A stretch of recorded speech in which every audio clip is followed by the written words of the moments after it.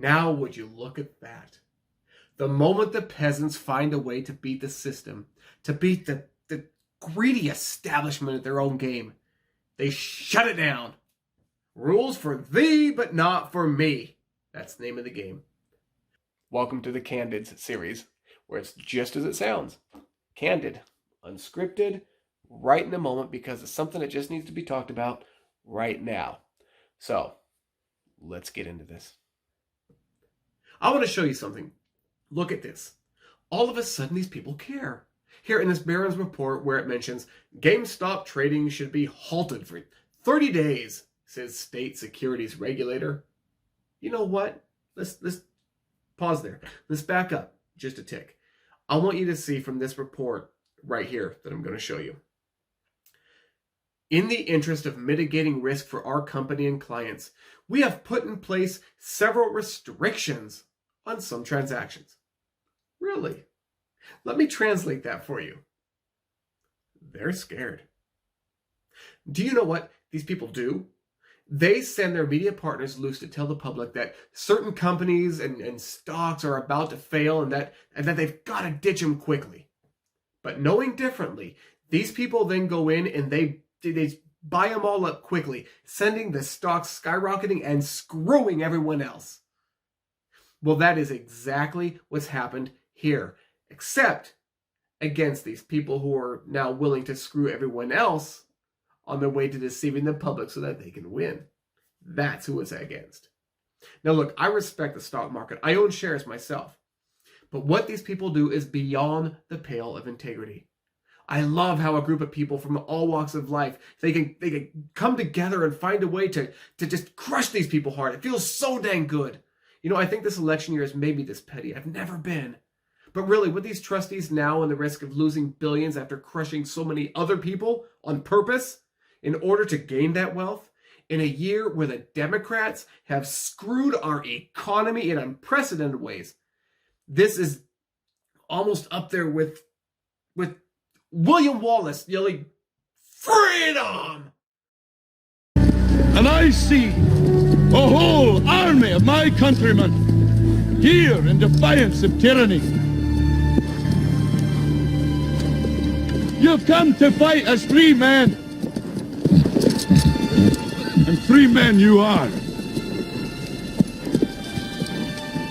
What will you do without freedom? Will you fight? Fight against that? No! We will run! And we will live. Aye. Fight and you may die.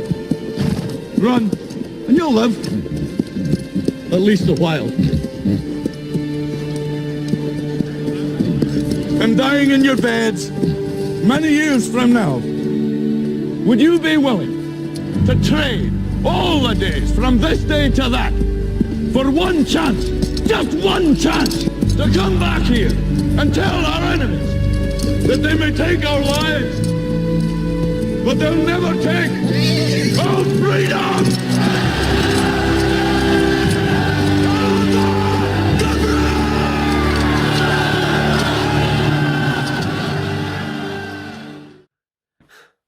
But you know what?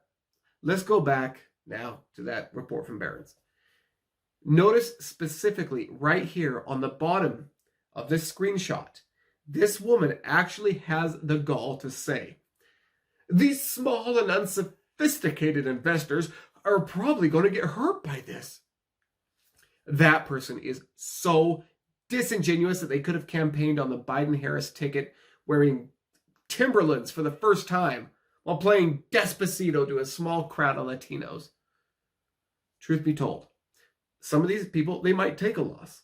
But it seems from perusing that Reddit forum that they're in, they're aware of it. But they're willing to take that loss because of the very real and truly, no exaggeration, devastating effect it's having on those who have deliberately messed up so many. For them, it's worth it. Now look at this tweet from Tim Pool, also feeling that what Wall Street does to small investors on purpose. This is how the game is rigged. According to Tim's tweet, this Nokia stock is trying to force a crash. He can't purchase additional shares at the low mark. but he can only sell at a loss because they locked it. Meanwhile, do you want to know who's buying up shares? That's right. The same people this Reddit gang of unsophisticated investors are screwing hard. This example of Tim's is exactly why these people have gotten together for this very strategic attack. Because of things just like this. This whole GameStop stock move has been fascinating. It's like gambling in Vegas. When you get close to winning and they know it, they shut you down. Well, Wall Street is afraid. Now let's see how fast Congress reacts to this. I can't foresee the future, but the White House has already said that it's watching this situation closely. Literally watching the little guy. That's what happens when you set up a plutonomy in your cabinet. Joe frickin' Biden. Wall Street is scared. The White House is watching carefully while they retain 5,000 troops until March. The government is afraid. People are defying draconian edicts and opening up their businesses and preserving what's left. Democratic leaders like Gavin Newsom in California, the senator, he's now facing almost 2 million signatures to recall his sycophantic self. Well, you know what? I don't know who said it, but when the government fears the people, there's liberty. When the people fear the government, there's tyranny. But oh, so right he was. Here, you know what? I'm going to end it on this. Go ahead and watch this gentleman here. And if you're anything like me right now, who's never been this petty, but from what has occurred to me and happened in this last year, being called all the things I've been called, just because I voted for President Trump, just because I'm tired of what the game that's being played, it feels so dang good. So I'll close it out here. Here, watch this, gentleman. First of all of this nonsense, all of this noise, all of this whining by Wall Street, it's making me sick. 140% of GameStop was short. I didn't hear one person on TV complaining about Wall Street trying to crush GameStop. 140% short. I told my subscribers, buy this stock, and they made a fortune. I also told them to buy Virgin Space, Virgin. We took profits on that today. Fizz, that's up huge. Tangers is up huge. Now, you can't allow Wall Street to short 75% of a stock, and nobody says anything. Crush these companies into the dirt, and then when the individual investor makes money, everyone's up in arms. Oh, they're going to lose their shirt? Don't you think people are trading? If it traded 80 billion shares today, people are ringing a register. I have a kid who bought a house. He made $50,000 and bought a house. So yeah, some people are going to lose and some are going to win. But if they want to change the rules of the game now because the general public is making money after decades of the shorts crushing thousands of stocks into the dirt, I have watched stocks being crushed completely to zero, and no one ever whispered anything because those stocks didn't have Wall Street sponsorship. They were small names. Maybe they went public through a reverse takeover. Whatever it was,